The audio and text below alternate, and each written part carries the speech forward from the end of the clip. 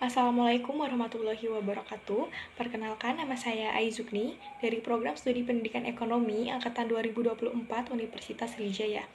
Adapun tujuan dibuatnya video ini adalah untuk memenuhi tugas ujian akhir semester pada mata kuliah Ekonomi Moneter yang diampu oleh Ibu Dr. Randa Siti Fatima, MSI, dan Ibu Yuliana FH, SPD, MPD. Gubernur Bank Indonesia pada 21 dan 22 April 2026 memutuskan untuk mempertahankan BI rate sebesar 4,75%, suku bunga deposit facility sebesar 3,75%, dan suku bunga lending facility sebesar 5,5%.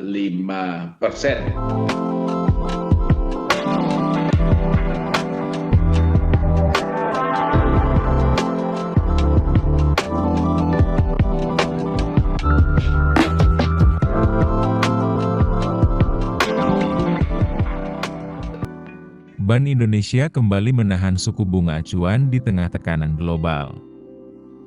Dalam rapat Dewan Gubernur pada 21 hingga 22 April 2026, Bank Indonesia memutuskan untuk mempertahankan BI rate di level 4,75%. Tak hanya itu, suku bunga deposit facility tetap di 3,75% dan lending facility di level 5,5%. Gubernur Bank Indonesia, Peri Warjio, menegaskan kebijakan ini diambil untuk menjaga stabilitas nilai tukar rupiah sekaligus mengendalikan inflasi agar tetap berada dalam target 2,5+-1% hingga 2027.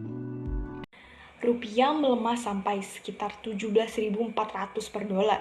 Harga minyak dunia tembus $100 per barel. Tapi suku bunga Bank Indonesia tidak berubah sama sekali. Di sini muncul pertanyaan penting. Kenapa tidak dinaikkan untuk menahan rupiah? Atau justru kenapa tidak diturunkan untuk membantu ekonomi? Nah, disinilah letak dilema kebijakan moneter. Kalau kita lihat ke belakang, sejak tahun 2024, Bank Indonesia sudah menurunkan suku bunga total 150 basis poin. Sampai akhir 2025, BI rate berada di level 4,75%. Namun, memasuki tahun 2026, yang menarik adalah suku bunga ini tidak berubah sama sekali dari Januari sampai April. Di saat yang sama, rupiah justru terus melemah dari sekitar 16.900 di awal tahun hingga menembus 17.400 di bulan April. Artinya, tekanan terhadap ekonomi Indonesia itu nyata dan cukup berat. Lalu, kenapa sih kondisi ini bisa terjadi? Perang di Timur Tengah makin memperburuk kondisi dan prospek perekonomian global. Prospek pertumbuhan ekonomi dunia 2026 makin melambat menjadi 3% dari perkiraan sebelumnya sebesar 3,1%. Inflasi global juga diperkirakan lebih tinggi menjadi 4,2% dari perkiraan sebelumnya sebesar 4,1%, sehingga mempersempit ruang pelonggaran kebijakan moneter global. Bank Indonesia memperkirakan pertumbuhan ekonomi Indonesia pada tahun 2026 dalam kisaran 4,9 sampai 5,7%.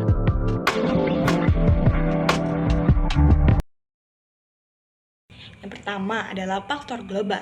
Konflik di Timur Tengah mendorong harga minyak naik tajam. Ketika harga minyak naik, dolar biasanya ikut menguat dan investor global cenderung memindahkan dananya ke aset yang dianggap lebih aman. Akibatnya, modal asing keluar dari negara berkembang, termasuk Indonesia, dan rupiah ikut tertekan.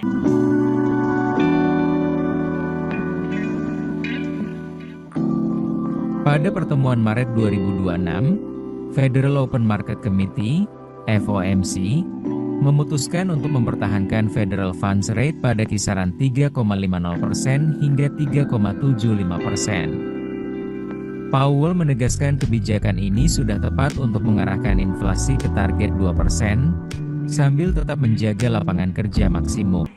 Yang kedua adalah kebijakan Amerika Serikat. Sampai saat ini, Bank Sentral Amerika atau The Fed belum menurunkan suku bunga. Hal ini membuat selisih suku bunga antara Indonesia dan Amerika menjadi sangat tipis. Bagi investor, kondisi ini berarti lebih menguntungkan untuk menyimpan dana di Amerika dibandingkan di Indonesia. Yang ketiga berasal dari dalam negeri. Indonesia masih cukup bergantung pada impor minyak. Ketika harga minyak naik dan dolar menguat secara bersamaan, maka Indonesia terkena tekanan dari dua sisi sekaligus, yaitu dari kenaikan biaya impor dan dari pelemahan nilai tukar. Dampaknya terasa langsung dalam kehidupan sehari-hari. Yang pertama adalah kenaikan harga barang, terutama barang impor atau barang yang bahan bakunya berasal dari luar negeri. Misalnya ketika rupiah melemah, harga bahan bakar bisa naik, ongkos transportasi meningkat, dan pada akhirnya harga makanan sehari-hari juga ikut naik. Jadi dampaknya tidak hanya terlihat di angka-angka ekonomi, tapi benar-benar dirasakan oleh masyarakat. Lalu, apa yang bisa dilakukan? Yang pertama, Bank Indonesia perlu memberikan arah kebijakan yang lebih jelas agar pelaku pasar memiliki kepastian dan tidak bereaksi berlebihan. Yang kedua, kebijakan moneter harus benar-benar dirasakan hingga ke sektor real, terutama UMKM, sehingga penurunan suku bunga tidak hanya berhenti di level perbankan tetapi sampai ke masyarakat. Yang ketiga, menjaga stabilitas rupiah melalui intervensi yang terukur di pasar keuangan. Yang kedua, meskipun suku bunga sudah pernah diturunkan, bunga kredit di perbankan tidak langsung turun dengan cepat. Akibatnya, pelaku usaha, terutama UMKM, masih kesulitan mendapatkan pembiayaan dengan bunga yang lebih ringan. Yang ketiga, pertumbuhan ekonomi berpotensi terhambat karena daya beli masyarakat melemah dan biaya produksi meningkat. Yang keempat, pasar keuangan juga ikut terdampak, seperti melemahnya pasar saham dan meningkatnya biaya utang pemerintah. Di titik ini, terlihat jelas bahwa Bank Indonesia menghadapi dilema kebijakan. Jika suku bunga dinaikkan, rupiah mungkin akan lebih stabil, tetapi kredit menjadi lebih mahal dan pertumbuhan ekonomi bisa melambat. Sebaliknya, jika suku bunga diturunkan, ekonomi bisa terdorong, tetapi rupiah berisiko melemah lebih dalam. Inilah trade-off yang tidak mudah diputuskan. Yang keempat, mulai mengurangi ketergantungan pada dolar dalam transaksi internasional. Dan yang paling penting untuk jangka panjang adalah mengurangi ketergantungan pada impor energi. Karena selama Indonesia masih bergantung pada minyak dari luar, setiap gejolak global akan selalu berdampak langsung pada ekonomi domestik. Kebijakan ini yang sebenarnya terdampak adalah kehidupan sehari-hari masyarakat, mulai dari kebutuhan pokok, biaya usaha, hingga daya beli. Saya Aizukni dengan NIM 06031282429037. Terima kasih. Wassalamualaikum warahmatullahi wabarakatuh.